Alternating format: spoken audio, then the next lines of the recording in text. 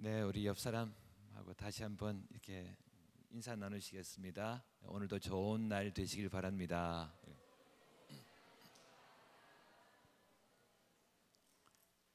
네, 오늘 이제 좋은 문화 만들기라는 제목으로 이제 대담할 시간, 톡 콘서트니까 대담도 하고 연주도 듣는 시간을 가질 텐데요. 오늘 사회 맡은 박정관입니다. 인사드립니다. 네, 그리고 오늘 함께 이제 할 분을 소개하겠습니다. 먼저 우리 이 일터 사역, 옛날엔 직장 사역이라고 했고 요즘은 Business as Mission, 그러니까 미션으로서의 직업, 이런 이제 뭐랄까 캐치프레이즈랄까 모토랄까 이렇게 이제 진행되고 있는 일터 사역이 있는데 그 일터 사역의 대부라고 이렇게 우리가 부를 수 있습니다. 직장 사역연합 대표이신 우리 방선기 목사님 모시겠습니다. 큰 박수로 맞이해주시기 바랍니다.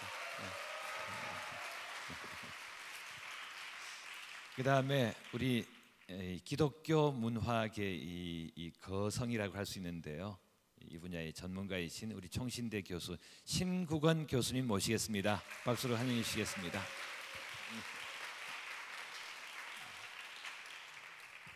네. 두 분 함께 해주셔서 감사합니다. 네, 감사합니다. 네. 그 총신대 하면은 많은 분들이 보수적이라고 알고 계신데 차림은 전혀 보수적이 아니세요. 네, 오늘 정말 두 분 모셔서 참 기쁜데요. 네, 우리 주제에 관한 대담을 진행하기 전에 두 분이 어떻게 좀 이 분야에 이렇게 활동을 해 오셨는지 또는 헌신해 오셨는지 그걸 좀 잠깐 나누시면 좋겠어요. 우리 박 목사님부터. 예. 저는 뭐 원래 직장 생활을 하면서 사실은 이런 사역에 교회가 좀 도울 수 있었으면 좋겠다라는 생각을 과거에 했었는데 네. 나중에 이제 제가 이랜드라는 회사에서 네. 사역을 하게 되면서 이 영역에 네. 헌신을 할 필요가 있겠다. 네. 그래서 네. 한 지가 벌써 한 20여 년 됐네요. 네. 그래서 교회 사역이 참 중요하지만은 네. 교회 밖에서 교회 역할을 하는 사역도 참 중요하다 그런 네. 생각이 들어서 이 사역을 네. 해오고 있습니다. 네. 감사합니다. 네. 우리 신궁 교수님. 네. 저는 지금 소개받은 대로 학교만 보수적이 아니라 교회도 보수적인 교회에서 자라서 오히려 그 보수적인 영향이 이 문화에 대해서 좀 갈증으로 네. 또 그리고 앞으로 한국 교회에는 문화적인 그런 그 사역이 필요하다는 생각을 좀 학생 때부터 하게 된 것 같아요. 예. 그래서 문화 쪽에 공부를 좀 많이 하게 된 거고요. 네. 거기는 뭐 제가 좋은 선생님들을 많이 만나기도 했고 또 대학 졸업할 때 또 신학교에서 석사학위를 할 때, 박사학위를 할 때 다 문화 공부를 할 수 있는 그런 여건들이 됐던 게 일단은 계기가 된 것 같습니다. 예. 사실은 뭐 20년 전 또 30년 전 이때는 문화가 그렇게 뭐 요즘처럼 코드가 되지도 않고 또 직장 사역 같은 경우도 참 쉽지 않았을 때거든요. 그러니까 이제 두 분은 이 분야 각 분야의 선구자라고 우리가 불러드릴 수 있을 것 같아요. 근데 좀 그동안 30년간 이렇게 이 척박한 곳에서 이 땅을 일구면서 요즘에 이제 직장 사역 또 붐이 일어나고 문화는 뭐 말할 것도 없고 근데 그동안 이 분야에 밭을 갈아오시면서 굉장히 수고를 많이 해오셨는데요. 한번 그동안 해오신 것에 대해서 우리가 좀 격려의 박수를 다시 한번 보내드리면 어떨까요?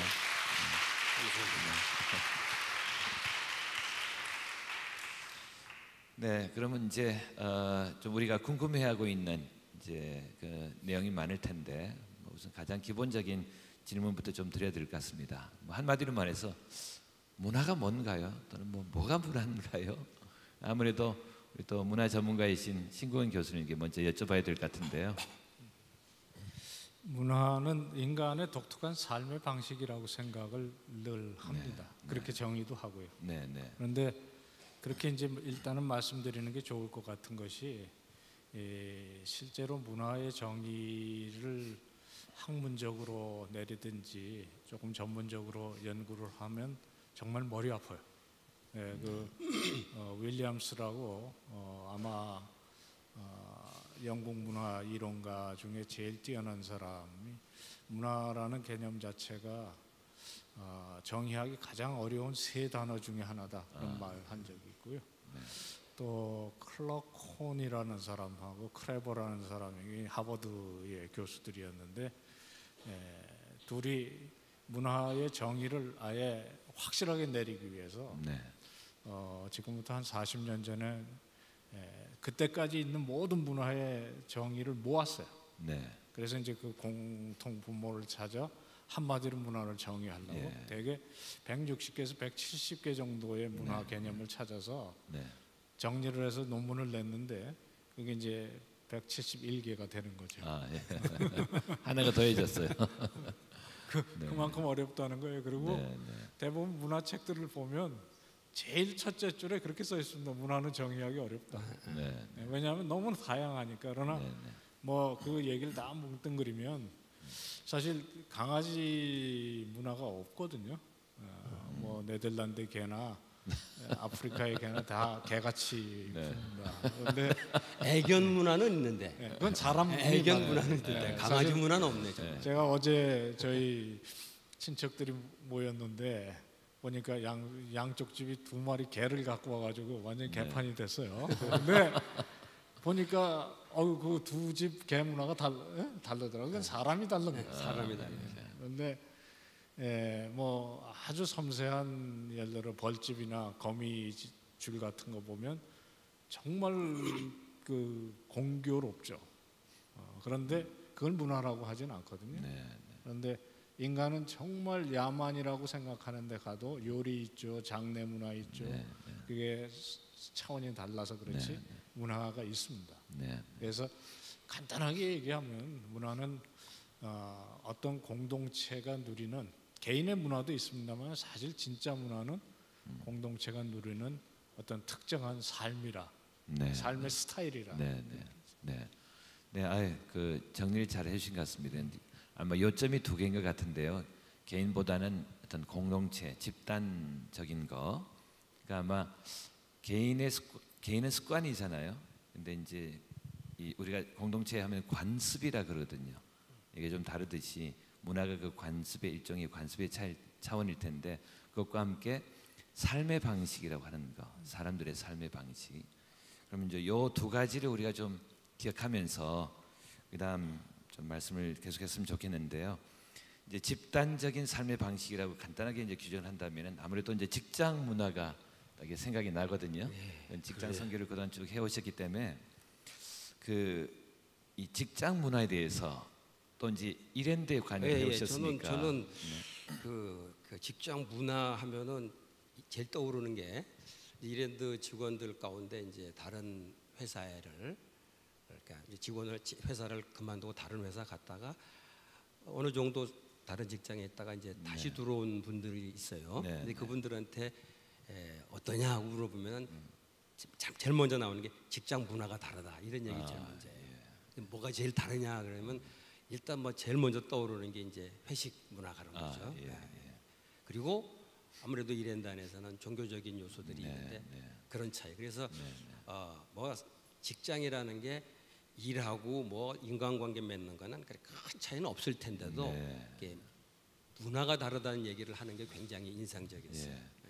기업도 따지고 보면은 이랜드하고만 게 아니라 기업도 아마 서로 다르게 있는 것 같아요. 제가 듣기로는 현대하고 삼성은 문화가 많이 다르다 그래요. 제가 뭐 거기 살아보지 않아서 잘 모르는데 얼핏 짐작이 됩니다. 그 문화가 어떻게 다를지가. 그러니까 사람 사는 동네니까 확실히 그 문화라는 게 그렇게 형성이 되는 것 같아요. 그 회식 문화 말씀하시는데 직장에서 회식이 참 중요하죠, 그렇죠? 그런 것 같아요. 저도 뭐 직장 생활하면서 많이 힘들었습니다. 그러니까 이제 이게 단합을 우리나라의 또 독특한 문화인 것 같기도 하고 서구는 잘 안 보이는데 어제는 단합을 위해서 이렇게 모이긴 하는데 제가 아는 그 큰 회사의 임원이신 분 한 분도 이 회식 문화를 어떻게 바꿔볼까 해서 사내 캠페인을 벌이면서 뭐술 강요하지 않기. 근데 이게 많은 의미가 있는 거거든요. 그런 것이. 어쨌든 그 참 삶의 방식이 회식으로부터 시작해서 일하는 방식, 삶의 방식이 어떻게 형성되느냐에 따라서 이 회사에 있고 싶다, 좀 힘들다 이런 것도 또 네, 그런 예. 경우 있었어요. 한 분 우리 저기 이제 나이 드신 분인데 좀 경력 직원인데 오셨어요. 근데 어떻게 오셨냐 그랬더니 그분이 그러더라고요. 직장 생활 한 10여 년 했는데 네. 술에 쩔어서 네. 좀 몸 좀 보신하려고 술 안 마시는 회사 왔다고 그러더니 몇 달 있다 그분이 안 보이더라고요. 나중에 알고 네. 봤더니 이렇게 금욕하러 온 건 아니라고. 네, 네. 어떻게 횟집 가가지고 사이다 마시는 거 보고 자기는 충격을 받고 그냥 나가버렸다고 그런 얘기를 하더라고요. 이게 굉장히 차이가 나는 모양이에요. 네, 네. 그렇다면 이제 이렇게 직장 문화가 사실 퇴사, 입사를 결정할 수 있을 정도면은 한 문화가 개인에게 끼치는 영향이 참 클 텐데요. 이제 그런 면에서 우리 신궁 교수님께서는 어떻게 생각하시는지요? 한 뭐 벌써 10년 이상 된 것 같은데 우리 방성규 목사님하고 문화 공부도 같이 하고 네. 또 활동도 네. 한국 문화에 기독교적인 선한 영향을 미치는 그런 활동을 하는 중에 우리 박 목사님께서 그 일랜드 안에 그 자원을 가지고 문화 잡지를 내신 네. 적이 있어요. 프리즘이라고. 예. 근데 그 준비호의 서문에 정말 제가 평생 이 문화에 대해서 생각을 할 때 인상을 지우지 못하는 그런 글을 쓰셨어요. 네. 이게 뭐냐면 문화 정수기라고 문화를 걸러야 된다. 네. 이게 저도 그런 생각을 많이 해요. 저도 1980년에 공부를 하러 떠나서 94년까지 거의 15년 외국에 있었거든요. 거의 안 왔습니다. 그리고 와서 보니까 정말 한국 문화가 많이 이제 바뀌었더라고요. 주로 뭐 좀 거칠어지고 강해지고 그거는 이제 안에 있던 사람은 잘 모르는 거죠. 특별히 신문 같은 것들이 그래요. 그게 이제 박 목사님 글에 제가 느낀 거는 지금 다 우리 이걸 마시잖아요. 이게 15년 전, 20년 전에 이거 1,000원 주고 마셨다 그랬더니 다 미쳤다고 그랬을 거거든요. 근데 지금은 이거 아니고 길거리에 뭐 물 떠먹는 사람 미쳤다 그럴 거라고. 다 걸릅니다. 정수기를 쓰든지. 그래서 제가 지금 거기서 인상을 받아서 결국 기독교 윤리 실천 운동에서 저희들이 시민 운동 중에 하나를 펼쳤던 게 문화 정수기 운동이라는 거예요. 문화가 오염되면 사실 그 안에 있는 사람도 직접 간접적으로 다 영향을 입는 거죠. 바로 이제 일랜드에 들어가서 거룩한 문화에서 사람이 거룩해질 수도 있고 아까 그만두신 분에 대한 예의가 아닐지 몰라도 그분은 걸러지지가 않고 그 오염된 물로 다시 가셔야 살겠다고 생각을 하는 건지 물이 너무 달라서 물이 너무 배탈이 나신 것 같으네요. 그래서 문화 오염은 환경 오염하고 대충 같이 갑니다. 왜냐하면 문화 오염은 눈에 보이는 건 아니지만 정신 세계의 오염이고 실제로 이제 그거는 예를 들어 뭐 대중문화 콘텐츠 안에 폭력성, 선정성 이런 것들이 눈에 보이는 잣대는 되지만 거기에 그치는 건 아닙니다. 사실 뭐 의상이며 말투며 정신 세계며 다 그래서 사실 우리가 보는 것 듣는 것을 조심해야 된다는 거고 거룩한 문화, 깨끗한 문화, 건전한 문화 이런 얘기를 할 수밖에 없는 거라고 생각이 들어요. 사실 이제 문화 이론에 그 종족, 뭐 민족 이를 어떻게 나누냐를 생각할 때 그 종족이나 민족의 차이는 혈통의 차이도 있지만 그것보다는 문화의 차이다 이런 말을 많이 하거든요. 그러니까 결국 그거는 문화라는 것이 내가 누구인가 뭐 이런 거를 좀 규정해 주는 그거 아니겠습니까? 되게 두 가지를 얘기합니다. 대중문화라는 것이 왜 그렇게 사람들에게 엄청 매력을 가지냐 하면 재밌기 때문에만은 아니라는 거죠.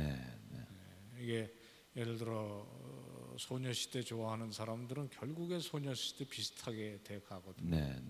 그런 게 이제 정체성 형성이라는 건데 그게 심하면 뭐 자기가 엄청 좋아하던 오빠가 죽으면 따라 죽는 애들도 생기고 실제로 있었던 사건이고요. 저희가 10여 년 전에 서지원이라고 실제로 다뤘던 사건이기도 하고요. 일본의 뭐 엑스제팬이라고 유명한 그 그룹의 기타리스트였던 히데라고 자살했을 때 일본에서도 비슷한 일이 벌어진 거고요. 그래서 문화라는 것이 결국엔 내가 누구냐, 우리가 누구냐 하는 것과 더불어 우리는 누구와 더불어서 같이 살아야 되냐. 그래서 두 개를 얘기해. 하나는 정체성 공급하고 또 하나는 친밀감을 공급하기 때문에 문화 없이 인간다워질 수가 없고 문화가 사람을 그래서 만든다는 거거든요. 그래서 그 대중문화 뭐 미디어 전체를 유사 교육기구라고 불러요. 이게 원래 부모, 교사, 목사님 이런 분들이 하는 일인데 그리고 돈 안 받고 하는 일이거든요. 우리 이름이 정체성이고 학교 가면 예를 들어 뭐 가까운 숭실대학 숭실인 이러는 게 다 정체성 공급인데 오늘날 그걸 제일 강하게 효과적으로 잘하는 기구가 뭐냐? 역시 개콘 같은. 그래서 제가 얘기가 좀 길어지는 감이 있습니다만은 얼마 전에 저희 학교 유치원 출신의 원장님들을 모아놓고 기독교 세계관 강의를 하는데 제가 그랬어요. 그때 올라가자마자 첫 마디가 뭐였냐면 여러분들의 최고의 경쟁자가 누구라고 생각하니? 시내의 대단한 유치원 원장님들입니다. 뭐 답을 안 하세요. 그래서 중앙대학 그 유아교육과라고 생각하십니까? 아니면 이하대학교 아동학과라고 생각하십니까? 제 답은 개그 콘서트에 나오는 그 사마귀 유치원입니다. 네 마귀 중에 가장 강한 마귀는 역시 그 이뻐 마귀라고. 이뻐 한마디면 다 그냥. 그런 게 정체성 교육. 네, 감사합니다.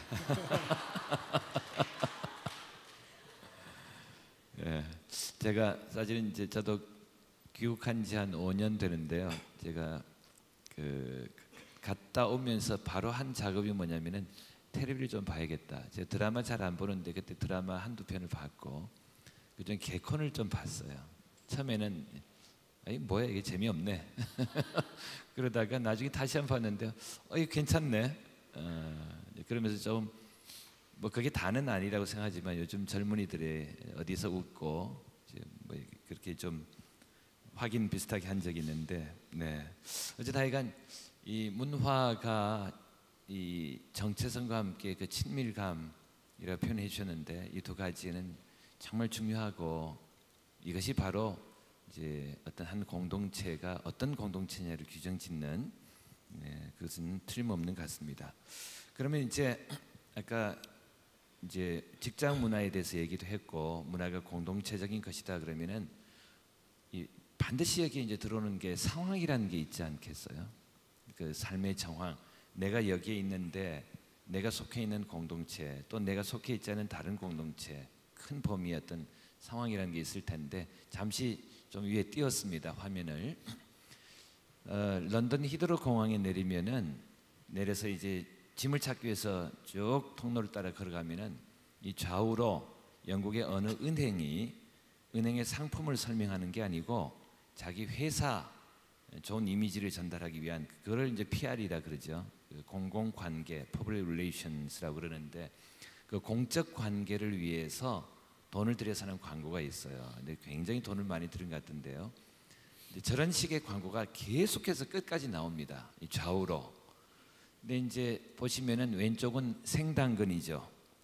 오른쪽에는 가른 거고 똑같은데 글씨가 달라요. 그러니까 처음에 보시면은 뭐라고 있냐면은 order라고 돼 있고 chaos니까 질서, 혼돈이니까 간단히 이런 거죠. 이건 좋은 거다, 이건 나쁜 거다. 근데 어떤 문화권에서는 생당근이 좋은 거예요. 사람 먹을 수 있단 말이죠. 근데 이걸 갈아 놓으면은 왜 이렇게 망쳤어? 좋은 당근을 이렇게 반응하는 데가 있는가 하면은 어떤 데는 생당근은 그는 뭐 말이나 먹는 거고 사람이 먹으려면 갈아야지 이렇게 가는 데가 있단 말이죠. 우리나라는 다 좋아요. 그러니까 이게 문화권마다 다른 거예요. 이게 이 중에서 뭐 어디 하나가 절대적으로 표준이다 그럴 수가 없어요. 어떤 데는 아마 안 먹는 데도 있을 거고요. 그래서 이제 이런 어떤 각각의 어떤 대상과 가치를 연결하는 방식이 다른데 문화에는 이제 이런 것이 아주 중요하다고 생각합니다. 그래서 여기에서 이제 이런 문제에 대해서 다시 한번 우리 신국은 교수님께 먼저 질문을 드리고 싶은데요. 여기는 이제 어떤 면에서는 진리의 보편성과 뭐 매체 유연성이라 할까 이런 문제도 있을 거고 여러 가지 이제 문제가 얽혀 있을 것 아니겠습니까? 과거에 뭐 지금부터 한 30년, 40년 전만 해도 문화의 기준이라는 것은 철저하게 고급 문화 수준으로 갔었습니다. 그래서 되게 그 문화 그러면 인류가 마투 아놀드라는 사람의 그 책에 나오는 이야기인데 이 사람의 책 이름은 Culture and Chaos였습니다. 카오스. 문화와 혼돈. 이 사람 뭐 영국에서는 최고의 지성인이었었고요. 그 카오스라는 게 뭐냐면 이 대중문화였습니다. 그리고 컬처는 영국이 전통적으로 가지고 있다고 생각하는 그런 게 있느냐 하는 건 뭐 사실 조금 논란이 있어요. 그러나 영국 사람들은 은근히 그 컬처 그러면 당시에 세계에서 자기네들이 최고라고 생각을 했고 그거는 야만과도 다르고 혼돈과도 다르고 이런 생각을 하는 거죠. 그 사람의 정의가 뭐냐면 인류가 이룬 최선의 것이 문화다. 그렇게 얘기를 했어요. 그런데 요즘은 이제 보면 뭐 화장실 문화도 있고 뭐 군대 그 제일 제가 재밌게 생각하는 게 시위 문화라는 건데 시위 현장에 가면 그게 야만이지 문화가 아니거든요. 그런 그 분위기로 가는 거는 그게 무슨 얘기냐면 문화의 다원성, 다양성 같은 것들이 지금은 훨씬 더 보편적으로 인정되는 거죠. 그래서 아까 목사님대로 말씀대로 우리는 둘 다 좋다. 뭐 둘 다 괜찮지 않습니까? 그래서 우리 시대는 확실히 이제 문화의 다양성이 훨씬 그 어떤 통일성이나 기준보다는 중요한 시대가 된 것은 사실입니다. 그런 걸 좀 염두에 먼저 둬야 될 거예요. 문화 공부를 하시려면 지금은 좌우지간 이 공통성 어떤 그 통일성 하나의 기준보다는 다양성에 훨씬 더 무게가 실려서 문화를 생각하는 그런 시대라는 것은 염두에 좀 두어야 될 것 같습니다. 과거에는 이제 고급 문화만 문화다. 이제 아까 그 책 표현으로는 대중문화는 그 혼돈이지. 그런데 지금 뭐 그렇게 말하는 사람 없죠. 오히려 요새는 이제 대중문화를 더 선호하기 때문에 고급 문화 그러면 벌써 이렇게 또 그런 인상이 벌써 쓰여지고 저도 학교에서 이제 대중문화 고급 문화 강의는 꼭 넣습니다. 근데 이 시간이 제일 어려워요. 왜냐면 이미 우리 안에 고급 문화에 대한 거부감이 강하게 형성됐기 때문에 옛날 상황과는 굉장히 다르고 아마 고급 문화란 단어 자체도 조금 맞아. 이게 영어의 하이 컬처 옛날에 하이 컬처, 로우 컬처, 고문화, 저문화 그랬다가 로우 컬처를 파퓰러 컬처 바꿨는데 이제 우리는 번역하면서 고급이라고 했기 때문에 그 말 자체에 대한 거부감이 더 많은 것 같고요. 어쨌든 중요한 거는 이제는 뭐 옛날처럼 그렇게 가리지 않는다. 이제 문화의 다양성을 인정하는 시대가 됐다. 그런 상황이 될 것 같은데 직장에서는 어떤가요? 저도 직장 그 얘기 듣고 나서 재미난 에피소드가 하나 생각이 나네요. 저희 과거 미국에 있을 때 한 교수 한 분이 이분은 클래식을 참 좋아하는 분인데 아들은 이 락을 좋아하니까 어느 날 그랬대요. 락 음악이라는 게 이 음악도 그 음악 같고 저 음악 노래를 들어봐도 다 똑같은 음악 같으니까 야 너는 매일 똑같은 음악 그걸 음악이라고 듣냐? 예. 근데 그 아들 얘기가 아버지 듣는 거는 자기가 보기엔 매일 똑같은 음악인데 그걸 매일 똑같은 걸 듣냐고. 그게 굉장히 당황했다고. 자기는 모차르트고 베토벤은 분명히 다른데 네, 네. 아들이 듣기에는 깽깽대는 소리 다 똑같다는 거지. 그 애도 굉장히 자기가 충격이 됐다고. 그래서 네. 자기가 눈을 뜨게 됐다는 얘기를 네, 하더라고요. 네, 네. 아 이게 이 뭐랄까 어떤 그 차이지. 네, 이거를 어떤 격의 차이로 놓는 거는 네. 자기가 조금 교만일 수 있겠다라는 생각이 들었다고 예. 그런 얘기를 하더라고요. 네, 그런 의미에서 이게 생각하게 되네요. 예. 사실 뭐 딱 그냥 바로 얘기하면 요즘 상황은 클래식이 완전히 밀려서요. 예, 그렇죠. 지금 뭐 그렇게 오히려 됐죠. 이제 지금 이런 상황이 된 것 같아요. 그걸 클래식 하는 분들이 아세요. 그렇죠. 그 자괴감 같은 그러니까 게 많으신데. 퓨전이라는 게 나오지 않아요. 네, 퓨전이라는 그런 노력들 많이 하시죠. 자, 오늘 이렇게 이제 문화에 대한 논의를 하는 것은 우리가 이제 예배자로서 하나님을 예배하는 사람으로서 일상의 삶을 학교에서나 직장에서 어떻게 하면 좀 잘 제대로 한번 살아볼 수 있을까 그런 취지에서 이런 이제 토크 콘서트를 마련했습니다. 그래서 이제 지금까지 나눈 것을 정리를 좀 하면은 문화가 어떤 공동체적인 여러 사람들의 삶의 방식이고 또 그것이 어떤 절대적인 문화 자체로는 절대적인 기준이 있어서 이것이 올바른 문화다 그렇게 말할 수 없는 상대성을 가지고 있는데 그렇다면은 이제 아까 보신 것처럼 당근 하나만 놓고도 여기서는 이렇고 저기서는 저러니까 그래서 생긴 격언이 로마에서는 로마식대로 하라가 아니겠어요? 이제 절대적인 진리의 표준이 아닌 한은. 근데 그러면 이제 여기에 대해서 참 지혜가 필요한 것 같아요. 이거를 하나면 좋겠는데 그냥 딱 원칙만 정하고 나가면 좋겠는데 그렇지 않으니까 지혜가 필요하다는 생각이 들고 이 논의를 위해서 한 가지 예를 들면은 그 성경에도 보면은 우상에 바친 제물을 놓고 뭐가 해야 되냐 말아야 되냐 그런 논의가 있었는데 고린도에서 편지가 왔죠. 그래서 바울 사도가 이제 답신을 하면서 이제 두 경우에 각각 두 가지로 답변을 드립니다. 어떻게 하면은 우상은 헛것이기 때문에 그 뭐 바친다고 음식이 뭐 우상이 와서 먹거나 그렇게 손상되는 거 아니니까 그는 그냥 음식이다. 그러니까 뭐 먹어도 된다. 그렇지만 초신자들이라든지 믿음이 약한 분들은 그 우상 제물인데 먹어 해가지고 마음을 다치게 되고 낙심하게 되고 믿음이 또 오히려 이렇게 흔들리게 되니까 그 사람들을 생각하면은 나는 평생 먹지 않겠다. 고기 먹지 않겠다. 그러니까 두 가지 기준을 제시를 한 거예요. 그러니까 밖에 나가서는 초대받았을 때 고기 나오면은 옛날에는 이제 시중에 나온 고기는 다 신전에 이미 한번 제사를 드리고 나온 고기니까 아니면 집에서 잡든지. 근데 묻지 말라는 거예요. 그냥 묻지 말고 먹어라. 그런데 혹시 그 사람이 이거 시장에서 사온 건데요. 그러면 한번 신전을 갔다 온 거니까. 근데 그 사람이 믿지 않는 사람이고 내가 믿는 사람인 줄 알면서도 그렇게 얘기하는 것은 도전을 한 것이다. 그때는 먹지 마라. 이렇게 한 가지 기준만을 제시한 게 아니라 두 상황에 대해서 두 가지 기준을 굉장히 다양하게 제시를 한 거예요. 그러니까 이게 단순하게 대항할 문제가 아니라 이제 지혜롭게 대항할 문제이기 때문에 이건 참 입체적인 사고가 필요하다 이런 생각이 들지 않을 수가 없습니다. 근데 이제 먼저 우리 이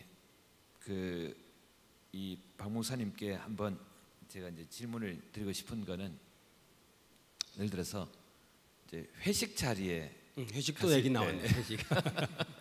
이제 옛날에 직장 생활을 하셨으니까. 그렇죠, 맞아요. 예. 그때 술을 드셨어요? 저는 안 들었죠. 예. 그러면은 이제 어떻게 이제 옆에서 권유하면은 이제 어떻게 대응을 하셨어요? 저는 그 회식 문제가 나왔을 때 저는 잘하면서 뭐 술은 마시면 안 되는 거고 네.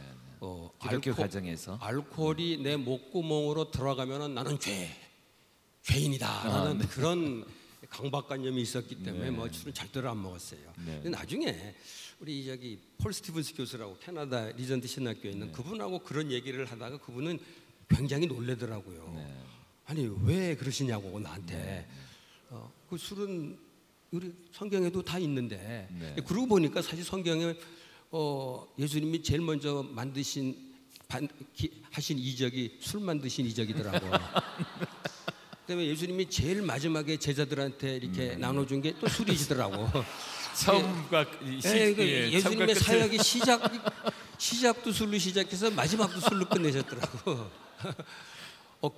그래서 굉장히 좀 당황스러웠는데 이제 그분이 그렇게 얘기하면서 나한테 너무 술에 대해서 부정적이라고 해서 제가 우리나라 술 문화에 대해 좀 설명을 해드렸어요.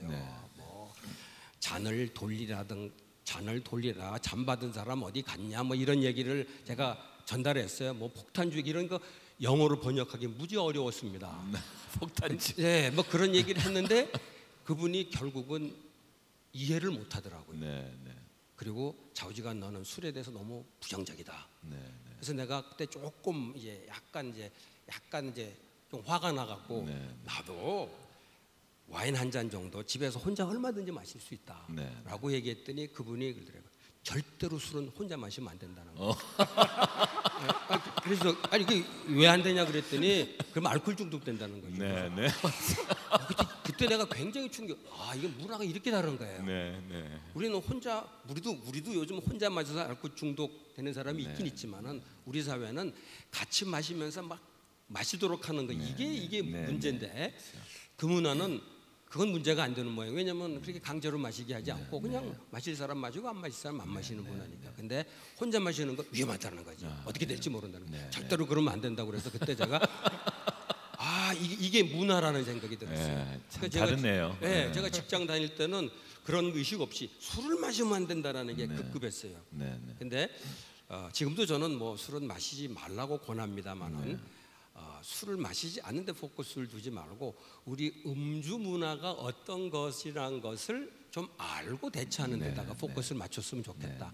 그래서 제가 다시 그런 기회가 있다면은 술은 마시지 않더라도 과거에 저는 어떻게 했냐면 안 마십니다. 교회 다닙니다. 뭐 이거였어요. 근데 지금 한다면은 이 같이 분위기 이렇게 마시려고 하는 분위기에 내가 분위기를 깨는 게 되니까 일단 죄송하다 그러고 그러나 내가 술을 마시지 않게 한 거를 결심한 거를 좀 이해해 달라고 조금 이렇게 좀 이렇게 유연하게 좀 대했었으면 더 좋았겠다. 근데 여전히 우리나라 음주 문화는 요즘 많이 나아졌다고 하지만은 역시 그렇게 바람직한 문화는 아닌 것 같아요. 그거는 뭐 전 세계가 다 알죠. 한국의 음주 문화, 기독교적인 얘기가 아니고 우리나라 음주 문화는 이건 문제가 있다는 것을 우리 안에서도 믿지 않는 사람들도 다 느끼는 거니까 이거를 조금. 그래서 저는 그렇게 생각해요. 우리나라 음주 문화가 아주 건전해지면은 뭐 한 잔 해도 되지 않을까 뭐 이런 생각. 조심스럽습니다만, 근데 우리나라 음주 문화에서는 그리스도인들은 이렇게 유연하게 또 예의 있게 거절하는 게 좋지 않겠나 생각을 해요. 박 목사님 교회에서 교인들 오시지 않으셨죠 오늘? 언제 한번 그런 적이 있었어요. 우리 저거 하나는 성찬 씨 가는데 당연히 포도주를 사용했죠. 진짜 포도주를 사용 당연히 포도주니까. 근데 교인 중에 하나가 좀 많이 주시면 안 되냐 뭐 그래가지고 재미를 생겼어요.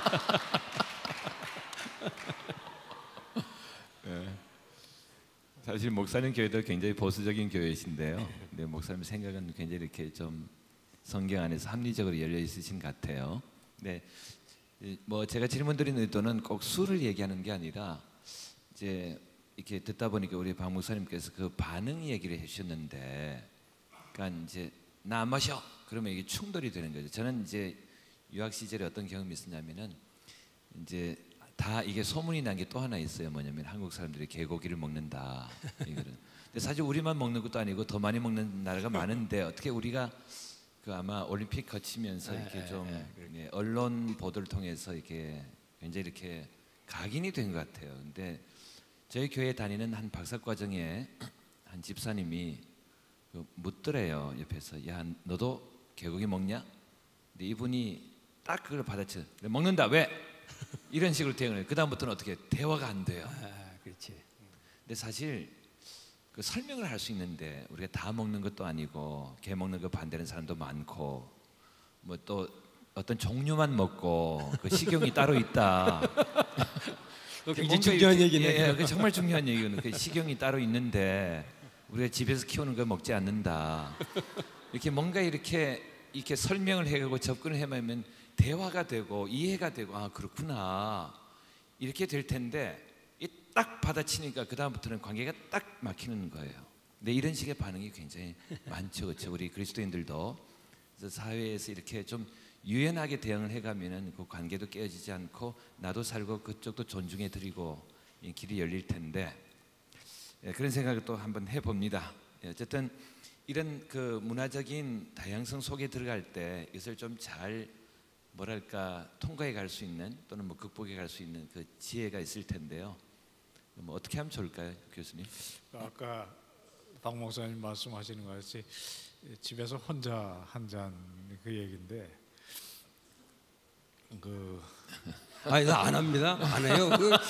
그런 얘기를 했을 뿐이지. 아니 제가 그 얘기를 우리 박정관 목사님 시작하신 그 고린도 교회 상황에서 저도 그 얘기를 이제 좀 다른 맥락에서 많이 씁니다. 네. 특별히 이제 아마 여기 모이신 분들이 예배 인도자들도 많으시고 찬양 사역자 또는 기독교 문화 저 역시도 뭐 그런 그게 이제 사실 교회 안에서 덕을 세우는 일이 될 수도 있고 예배 스타일 음악이 달라서 교회에 어려움이 되는 수도 있거든요. 그래서 그 상황 속에서 더러 그 얘기를 많이 생각을 하고 얘기도 하고 그렇게 됐어요. 그 중에 하나가 그 사도 바울이 이 우상의 제물은 나는 혹시 내가 먹어서 남이 시험에 드는 사람이 있으면 내가 절대로 입에 고기를 대지 않겠다 평생. 사실 사도 바울도 혼자 문 닫고 혼자 드실 수는 있었을 거다 그런 생각을 해요. 그리고 말도 하고 그 왜 그러냐면 지금 말씀대로 술 자체가 문제가 아니고 고기 자체가 문제가 아니고 이게 내 문제도 아닙니다. 이게 내가 이 특별히 지도자로 덕을 끼치느냐 남의 신앙을 세우는 지금 행위를 하느냐 아니면 혹시 시험거리가 되고 걸림돌이 되느냐 하는 그 문제잖아요. 그래서 지금도 뭐 이미 그 얘기가 나왔습니다만은 유연하게 대처하는 것이 그게 어떤 면에서 정치적으로 올바른 길을 택하는 그런 얄팍한 지혜가 아니라고 생각합니다. 그걸 뭐 소위 영어에서 political rightness라고 요즘 이제 로마에 가면 로마 사람처럼 행하라 하는 그런 식의 얄팍한 지혜로 보일 수 있는데 저는 사도 바울의 태도는 그것보다 훨씬 더 깊이 있는데 그게 뭐냐면 사랑의 정신 또는 교회의 덕을 세우는 그 정말 그 이제 예수 그리스도의 마음이죠. 먹든지 마시든지 무엇을 하든지 하나님의 영광을 위해서 하고 두 번째는 사실 형제의 덕을 위해서 하는 건데 그런 문제를 제가 개인적으로 많이 느꼈던 거는 교회 안에서 어떤 예배 형식으로 가야 될 것이냐 하는 논의 속에서 많이 생각도 하고 이야기도 할 기회가 있었습니다. 제가 1974학번인데 저희 대학 다니던 그 시기가 우리 방성규 목사님은 성도교회, 저는 왕십리교회고 뭐 지척지간이었습니다.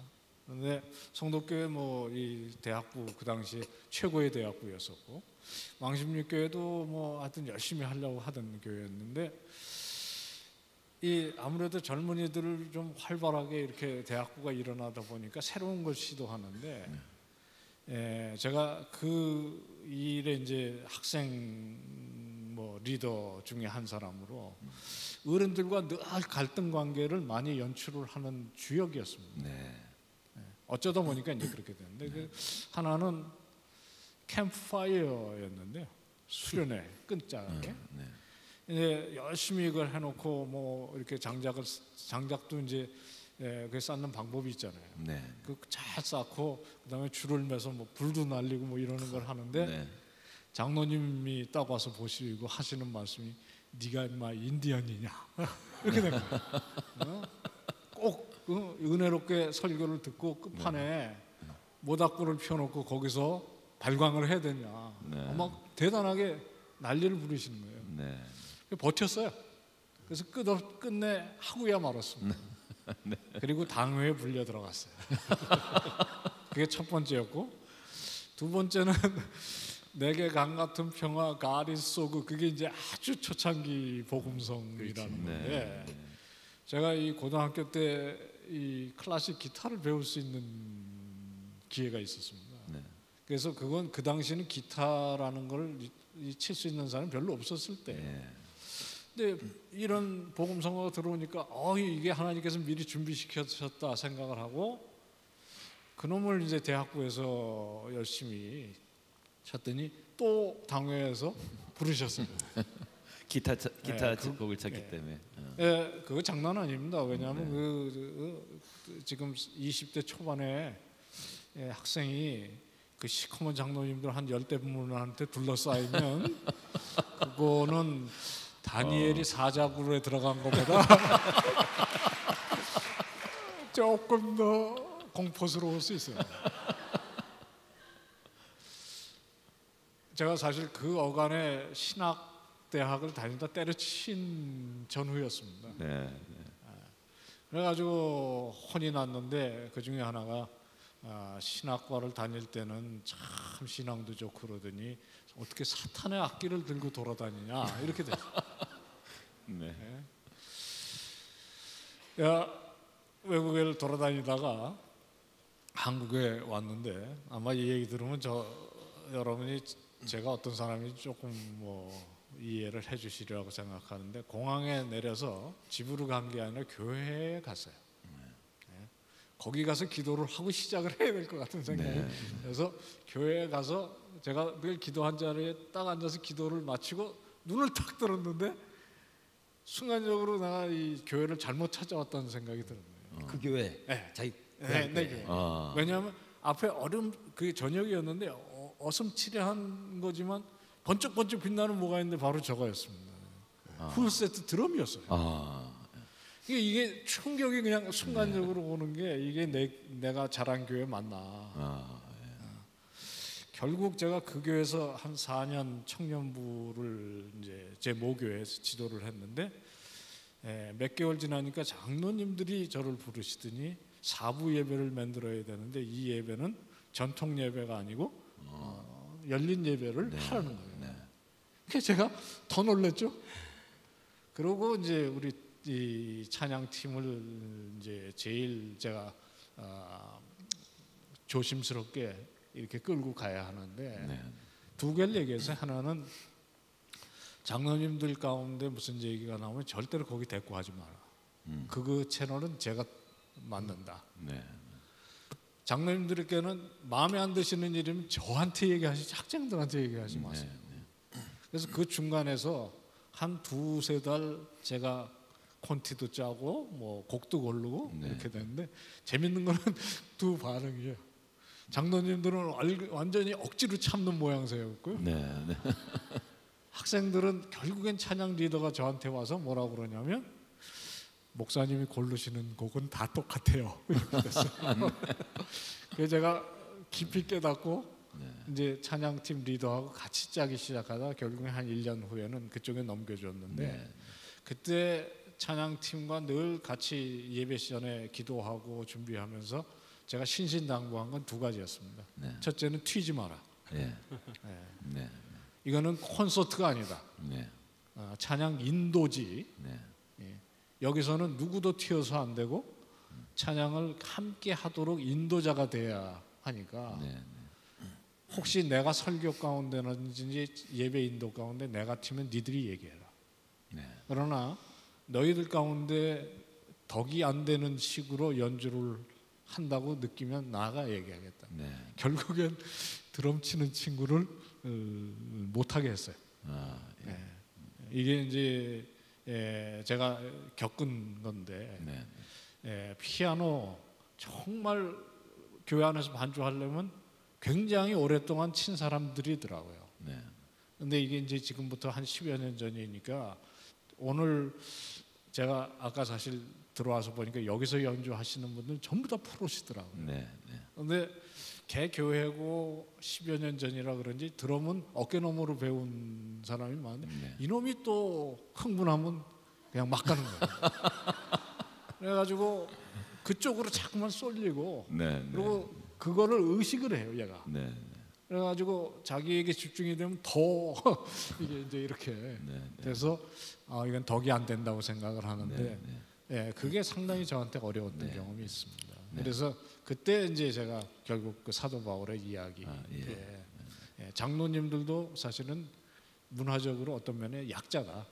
왜냐하면 지금 대세가 지금 이렇게 가고 있으니까. 그래서 억지로 끌려오고 있는데 거기다가 우리의 또는 어떤 그 앞선 기준을 따라오지 못한다고 찌질하게 또는 골통이라고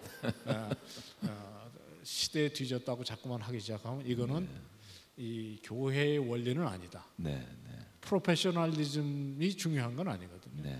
사실 예배는 너나 없이 특별히 어른들과 함께 예배 드릴 때는 그 안에서 최대의 덕을 세우는 일이 무엇이냐 생각을 하자는 거예요.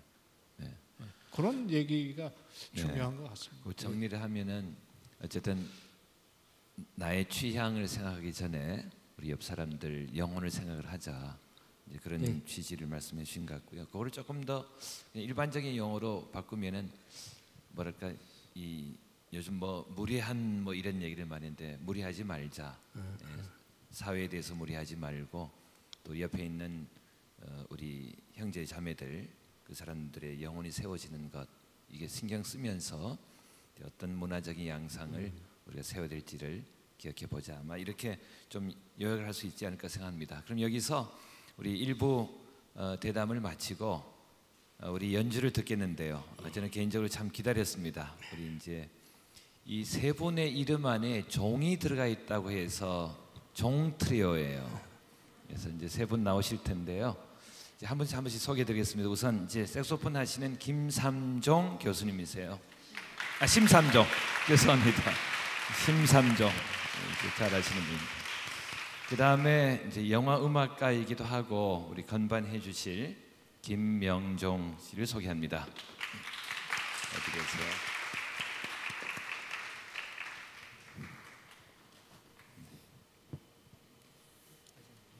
네.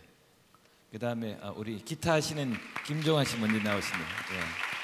네, 우리 김명종, 김종환 이렇게 우리 세 분 이름에 종이 들어가 있는데 제가 듣기로는 그 종소리 종도 되지만 그리스도의 종이라고 하는 그 종, 그런 의미도 있다고 하고 또 여러분들을 섬기기 위한 종으로 오신 것도 아닌가 생각이 됩니다. 이 세 분 연주를 우리 청해 듣겠는데 힘 있는 박수로 좀 청해 주시기 바랍니다.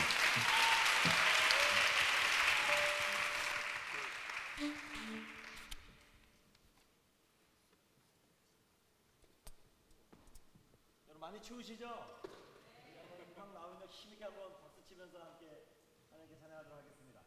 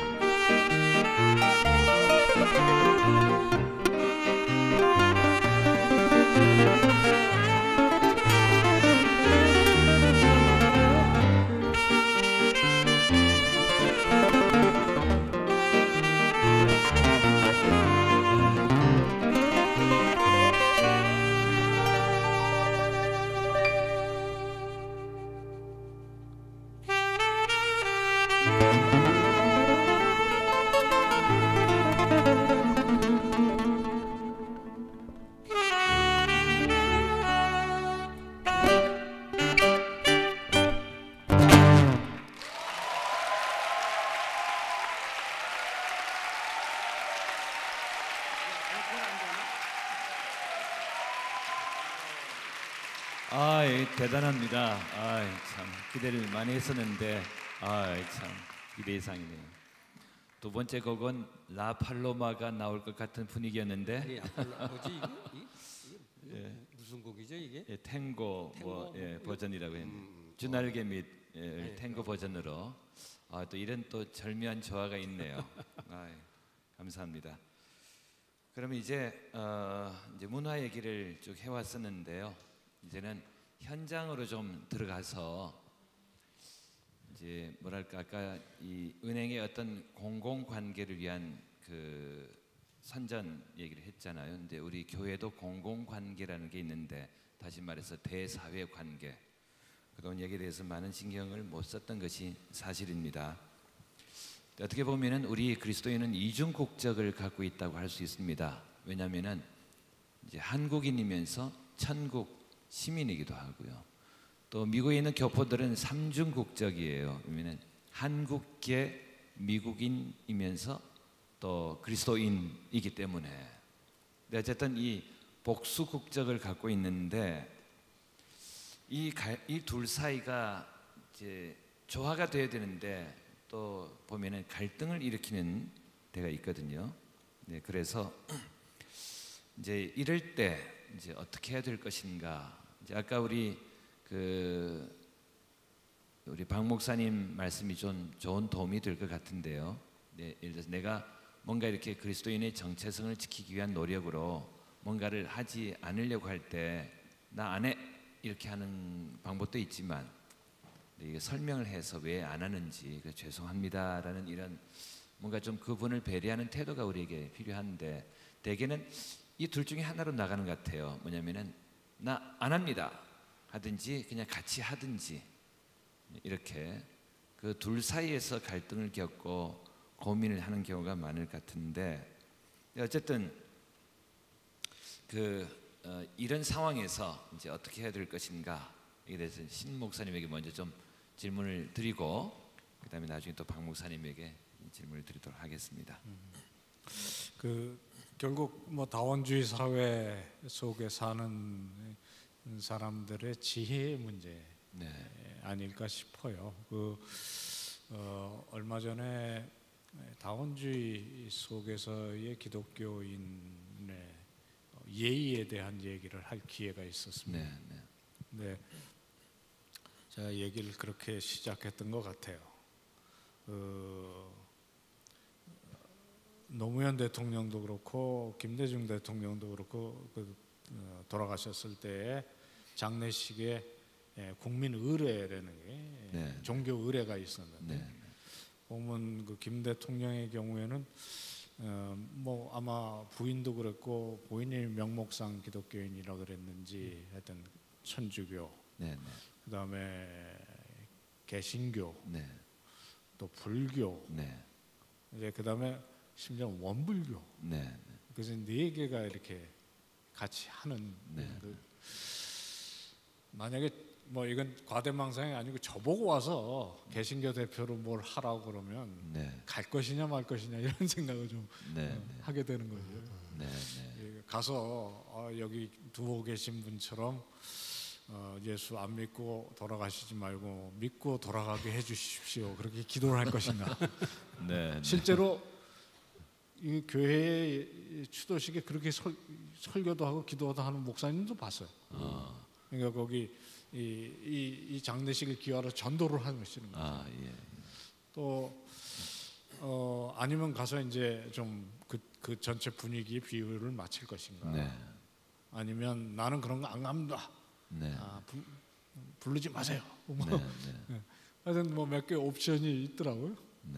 근데 가서 하여튼 분위기 맞추는 거는 소위 소심한 기독교고, 그 무례한 기독교라는 게 있잖아요. 요즘 리차드 마우라는 사람의 책이 그렇게 번역이 됐는데 번역 굉장히 잘했다고 생각해요, 저는.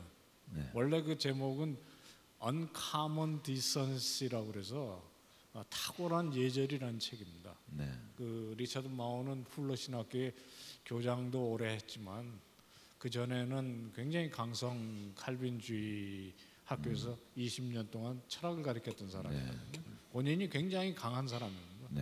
신앙적으로. 네, 네. 그러나 사람은 굉장히 온유한 분이세요. 네. 그러니까 그 사이에 늘 이제 갈등을 느끼는 거거든요. 아마 이 우리 대한민국에서 특별히 아까 우리가 전반부에서 논의했던 이 문화적인 그런 어떤 그 기독교인이 된다는 것과 네. 지금 박 목사님이 얘기하신 그 공적 예의에 관한 네, 것을 네. 이렇게 짬매면 네. 우리 시대에 특별히 여기 이제 저보다 좀 다음 세대에 앉아 계신 우리 젊은 자매들 형제들의 경우에는 우리 세대들보다는 훨씬 교양이 중요할 것 같아요.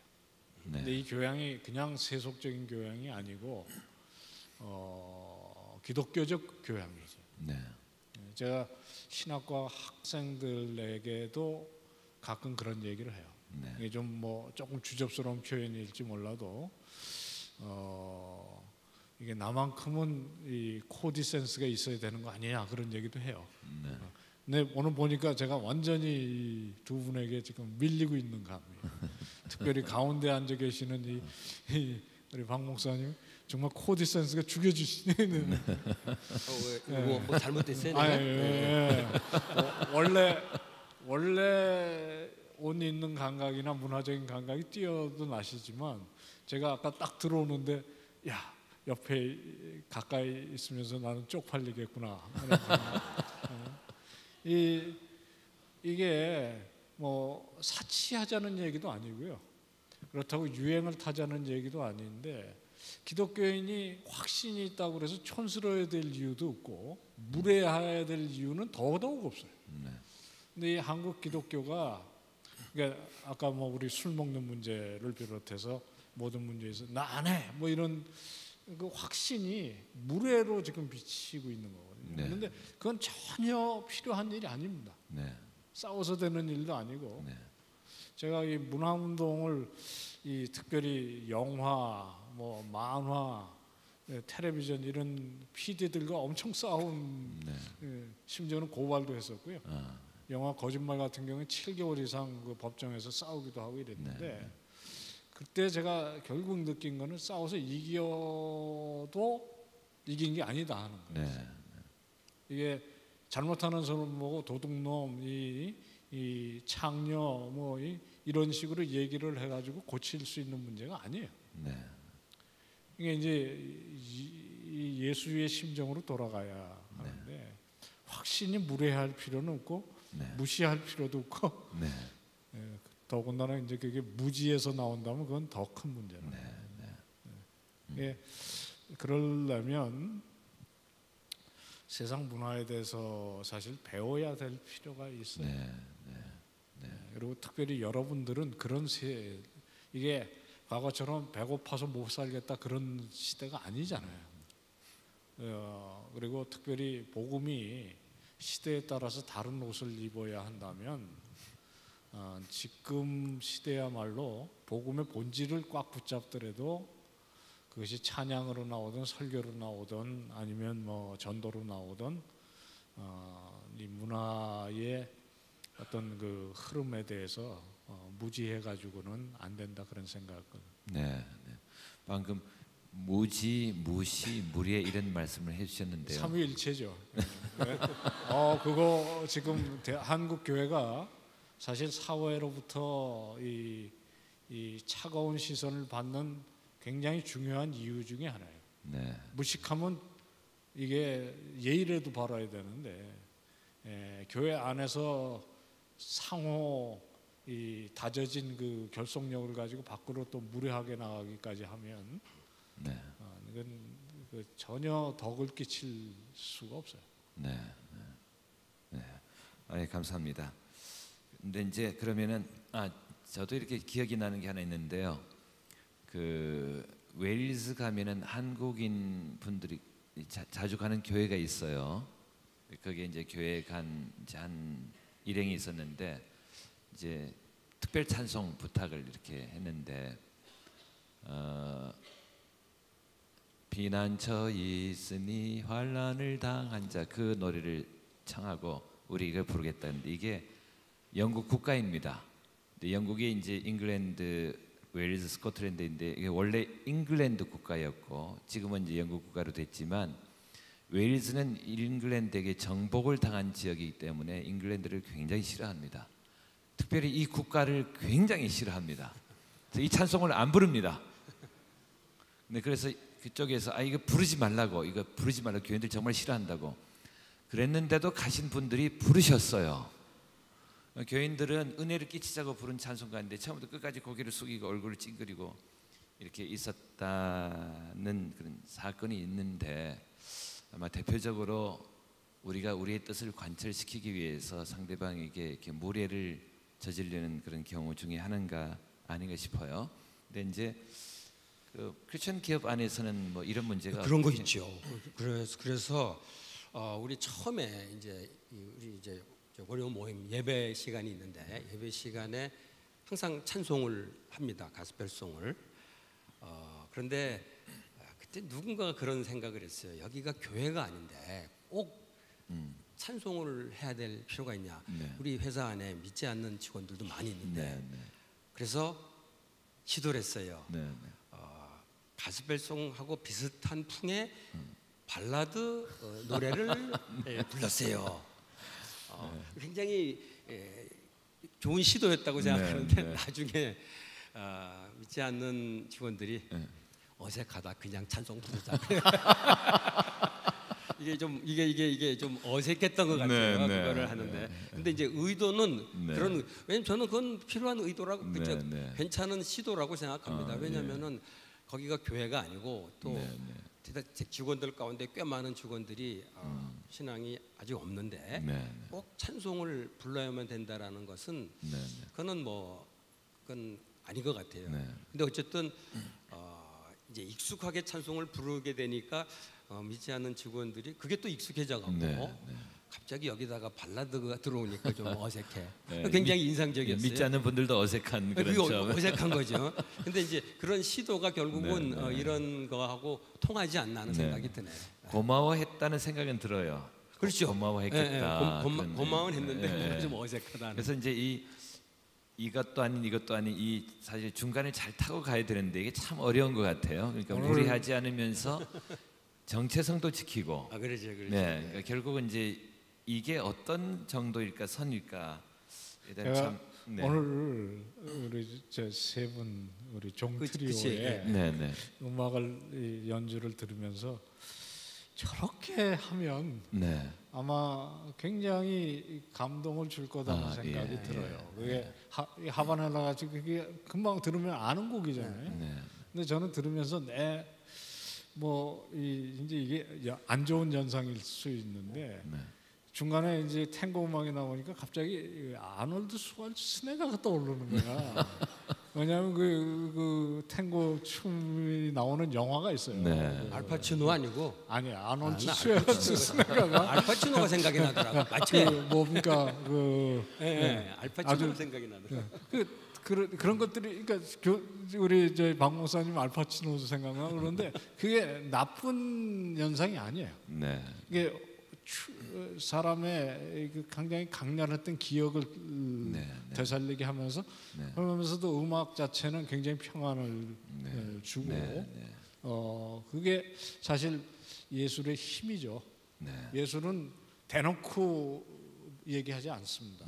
그래서 예술의 그 가장 핵심이 뭐냐 그럴 때 그 소위 얼루시브네스라고 암시성이라고 그럴까요? 그러는데 그것이 이제 사실 메시지를 충분히 전하죠. 부드럽고도 교양 있고도 그리고 뭐 말로 설명할 수 없는 그런. 그게 영성하고 통하는 부분이에요. 그래서 저는 이게 문화 속에 이제 뭐 좁은 의미의 예술을 집어넣을 수 있지만 여러분들이 보는 그런 시도들이 사실 안 믿는 장에 나가서 찬송을 연주할 수 있어야 하는데 찬송도 뭐 어느 대중음악보다 더 사실은 파퓰러한 장르잖아요. 뭐 교회 안에서 그랬었지만 근데 그거를 그렇게 할 수 있는 사실 실력이 필요한 네. 이게 편곡 또는 저는 박 목사님하고 둘이 내 앉아서 저게 저렇게도 될 수 있구나 하는 그거는 창조성이거든요. 네. 뭐 앉아 계셔서 좀 죄송합니다만은 저는 그 창조성이 굉장히 깊은 감명을 받았어요. 그런데 그거는요, 제가 생각할 때 대중음악을 하는 일반 음악계에도 딱 들을 때 저게 저렇게도 할 수 있구나 하는 충격을 줄 수 있을 정도일 거거든요. 그러면 마음이 열립니다. 제가 보기에 전문가라면 그 창조성에 대해서는 고개도 끄덕거리고 따라가게 되고 벌써 서절에서 마음이 열릴 수 있는 거예요. 그걸 못하면 결국에는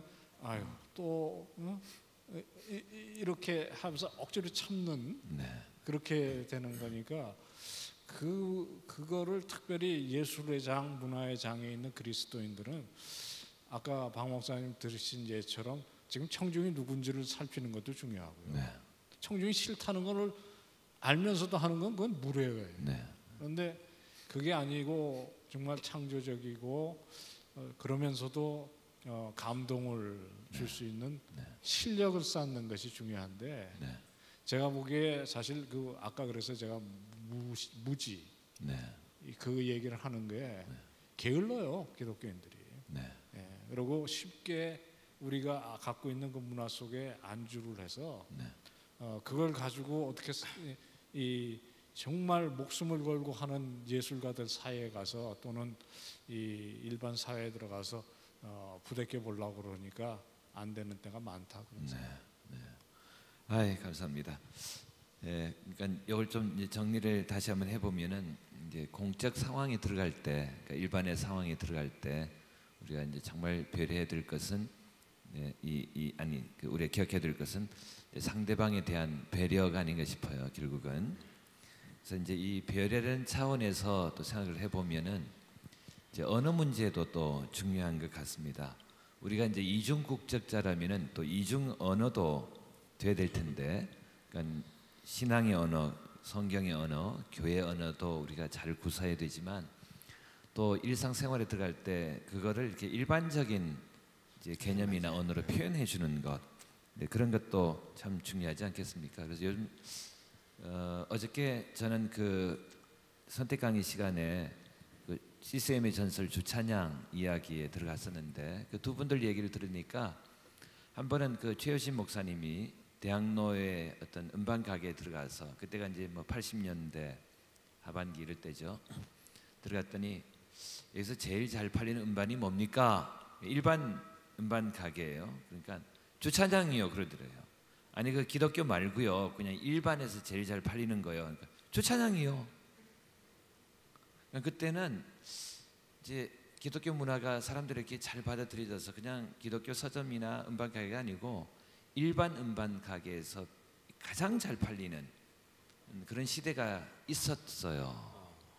근데 지금은 서점에서 이제 보면은 스님의 글이 잘 팔리고 목사님의 글은 그렇지 않거든요.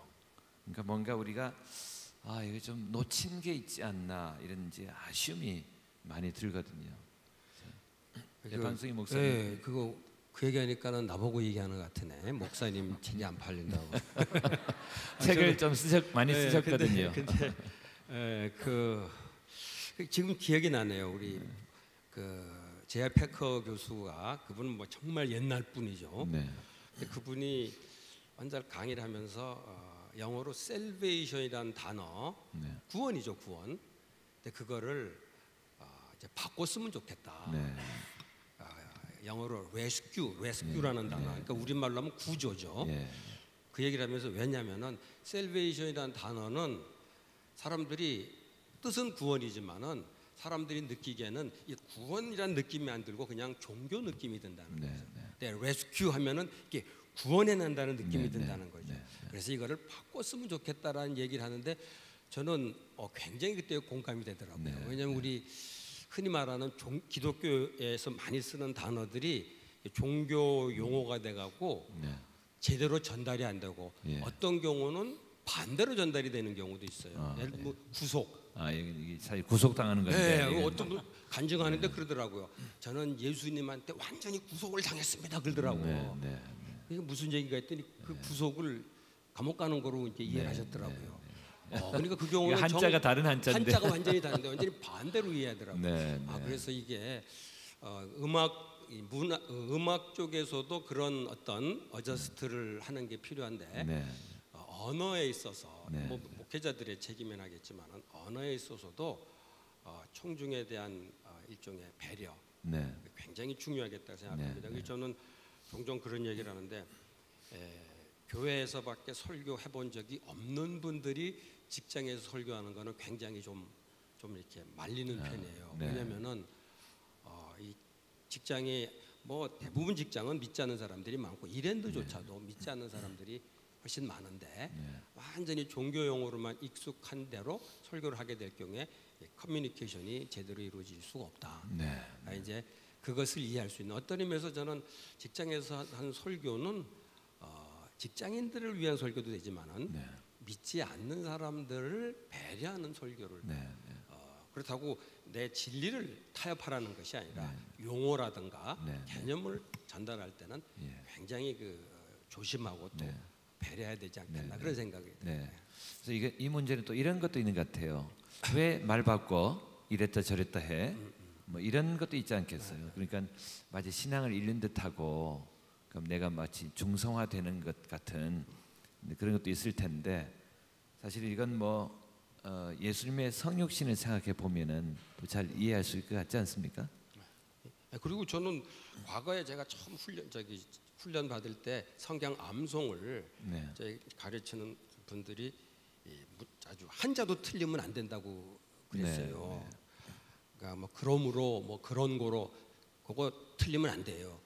1.1획도 틀리면 안 된다고 그래요. 그래서 제가 그 1.1획은 그 원어 얘기지 한글 번역은 좀 틀려도 되지 않냐. 뭐 이제 이런 얘기를 했다가 굉장히 혼난 적이 있는데 요즘 굉장히 좋더라고요. 왜냐하면은 번역이 너무 많아갖고 1.1획이라는 말이 이제 없어지지 않을까. 그러니까 사람들이 이해할 수 있도록 다양한 번역이 나오는 것도 또 그런 것 같아요. 요즘 교회에서 번역이 다른 성경을 읽는 것을 굉장히 불편해하는 분들이 있는데 저는 뭐 굉장히 그것 바람직하다고 생각합니다. 물론 교회별로 한 성경을 읽는 것도 뭐 있을 수 있지만은 다양한 번역을 가지고 성경을 읽으면서 말씀을 이해하는 것도 저는 필요하지 않겠나 생각합니다. 어쨌든 참 이 쉽게 말해서 적응력을 키우는 건데요.